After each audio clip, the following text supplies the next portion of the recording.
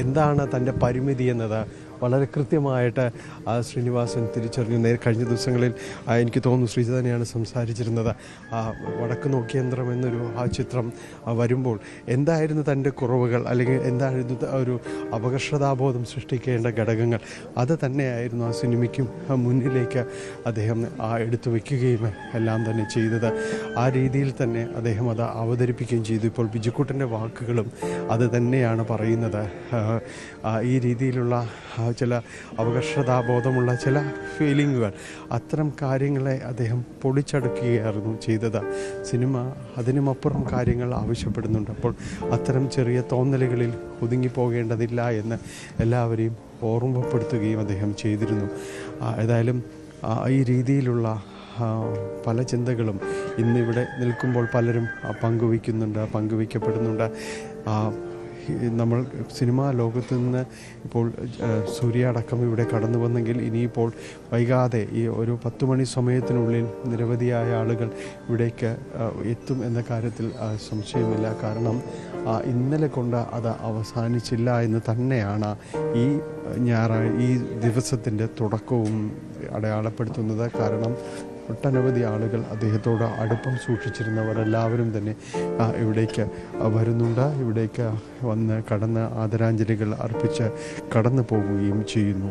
ശ്രീജ, തീർച്ചയായും അതെ. ഇന്നലെ തൊട്ട് ഡാനി ഇന്നലെ രാവിലെ 8:30-ക്ക് ആ വാർത്ത വന്നപ്പോൾ തൊട്ട് നമ്മൾ ഈ വാർത്തയുടെ നടുവിലാണ്. പിന്നീട് അങ്ങോട്ട് സോഷ്യൽ മീഡിയയിലായാലും ഇന്നിപ്പോൾ പത്രങ്ങളിലായാലും ഒക്കെ ശ്രീനിവാസൻ എങ്ങനെയൊക്കെയാണ് നമ്മുടെ ജീവിതത്തിൽ നിറയുന്നത്, നമ്മൾ പല സന്ദർഭങ്ങളിലും നമ്മൾ കോട്ട് ചെയ്യുന്ന ഡയലോഗുകൾ എല്ലാം ശ്രീനിവാസൻ എഴുതിയതാണ്. അത് ഏത് കാഠിന്യമേറിയ സമയമായാലും ശരി, ഏത് രസകരമായ സമയമായാലും ശരി, അതൊക്കെ ശ്രീനിവാസൻ എങ്ങനെയൊക്കെയാണ് നമ്മുടെ ജീവിതങ്ങളിൽ നിറഞ്ഞിരുന്നത് എന്ന് ഒരുപക്ഷെ ഇന്നലെ രാവിലെ തൊട്ട് ഈ സമയം വരെയും ആളുകൾ പറഞ്ഞുകൊണ്ടിരിക്കുന്നു. സോഷ്യൽ മീഡിയയിലായാലും എല്ലായിടത്തും അതൊക്കെ വായിക്കുമ്പോഴാണ് ആ മനുഷ്യൻ നമ്മളിലേക്ക് തിരിച്ചു വെച്ച ഒരു കണ്ണാടിയായിരുന്നു എന്ന് മനസ്സിലാവുന്നത്. ഈ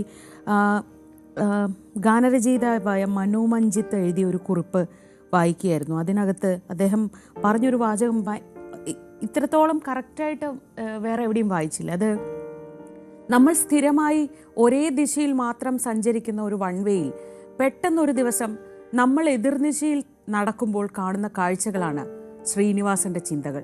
നമുക്ക് അത്രയും പരിചയമുള്ള സംഗതികളെ നമുക്കൊട്ടും പരിചയമില്ലാത്ത ഏതോ ഒരു ദൂരത്തിരുന്ന് വേറെ ഏതോ ഒരു ഡയമെൻഷനിൽ കാണുക.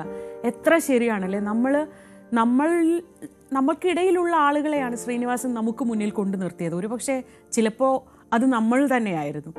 അത്രത്തോളം മലയാളിയുടെ ജീവിതത്തെ 80കളിലും 90കളിലും ഒക്കെ മലയാളിയുടെ ജീവിതത്തെ ഇത്ര യാഥാർത്ഥ്യബോധത്തോടെ അതിൽ തമാശ കലർത്തി നമുക്ക് തന്നെ കാണിച്ചു തരികയും നമ്മൾ കാണിക്കുന്നതിലെ ചില വൈരുദ്ധ്യങ്ങളെ നമുക്ക് ബോധ്യപ്പെടുത്തി തരികയും ചെയ്തു എന്നത് ഇനി ആർക്കും അവകാശപ്പെടാൻ കഴിയാത്ത ഒരു കഴിവായി അതങ്ങനെ അവശേഷിക്കുമെന്ന് തോന്നുന്നു.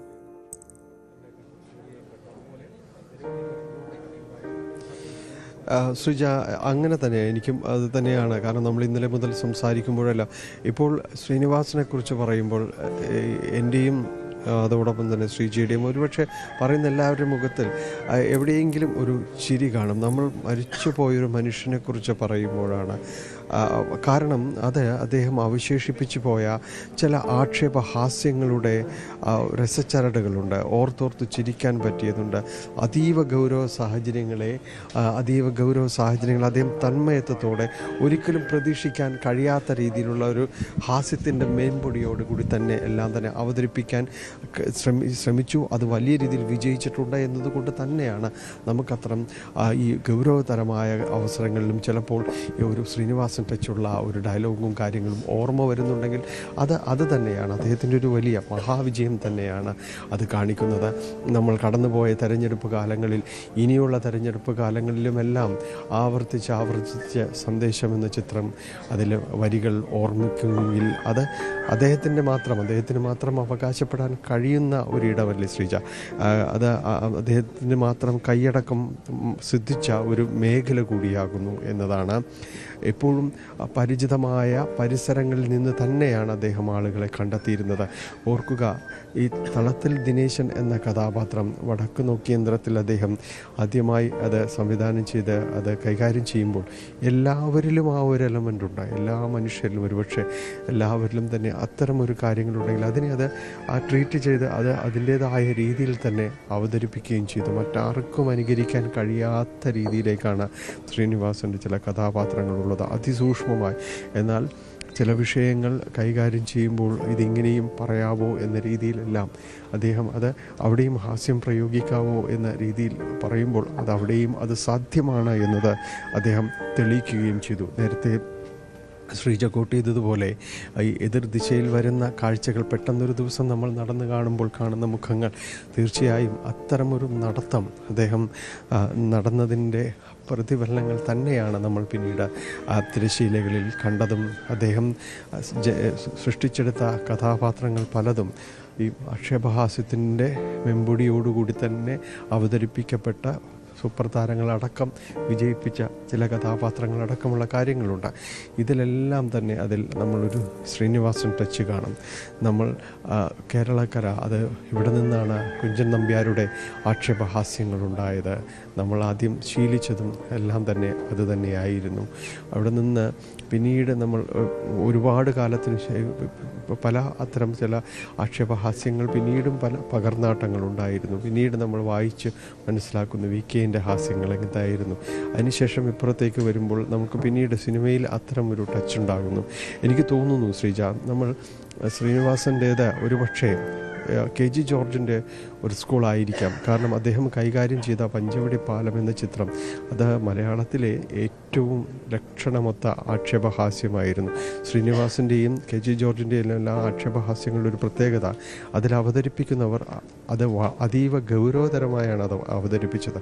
അവരിത് നമ്മളാണ് അത് ഓർക്കുകയും അത് പറഞ്ഞും ആർത്തലച്ച് ചിരിക്കുകയും ചെയ്തത്. കാരണം അത്ര കണ്ട് കൃത്യമായിരുന്നു അതിലെ പ്രയോഗങ്ങളുമെല്ലാം. അത് പഞ്ചവടി പാലത്തിന് ശേഷം പിന്നീട് സന്ദേശത്തിലൂടെ വലിയൊരു ഇടവേളയ്ക്ക് ശേഷം ആവർത്തിക്കപ്പെടുമ്പോൾ പിന്നീട് ഇങ്ങോട്ട് അത്തരമൊരു ചിത്രങ്ങൾ വരുന്നില്ല. നമ്മൾ ആ ലക്ഷണമൊത്ത ആ രണ്ട് ചിത്രങ്ങൾ, അത് രണ്ടും ഒരുപക്ഷെ ഒരു സ്കൂളിൻ്റെ ഒരേ പാറ്റേൺ എന്ന രീതിയിലെല്ലാം തന്നെ പറയാം. അതിൻ്റെ ഒരു ജോണറാണ് ഞാൻ പറഞ്ഞത്. അത് ആ രീതിയിൽ പിന്നീട് കൈകാര്യം ചെയ്യാൻ ആർക്കെങ്കിലും പറ്റിയിട്ടുണ്ടോ, ഇനി ആർക്കെങ്കിലും പറ്റുമോ, അതെല്ലാം ഒരു ചോദ്യമാണ്.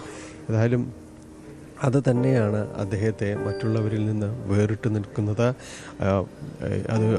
അതിൻ്റെ ഒരു തുറന്നു പറച്ചിലുകൾ തന്നെയാണ് നമ്മൾ ഇന്നിവിടെ കാണുന്നതും അതെല്ലാം തന്നെയാണ്. കാരണം ഇവിടെ വരുന്നവർ, ഓർത്തെടുക്കുന്നവർ പല പ്രായത്തിലുള്ളവരുണ്ട്, പല മേഖലകളിൽ നിന്നുള്ളവരുണ്ട്, പല ദേശത്തു നിന്നുള്ളവരുണ്ട്. ഇവരെല്ലാം അദ്ദേഹത്തെ ഓരോ രീതിയിലാണ് പറഞ്ഞു വയ്ക്കുന്നത്. നമ്മൾ നേരത്തെ സംസാരിച്ചതുപോലെ ഈ പ്രദേശത്തുകാരനായ ചേട്ടൻ പറഞ്ഞത്, അദ്ദേഹം ഇവിടെ വന്നതിന്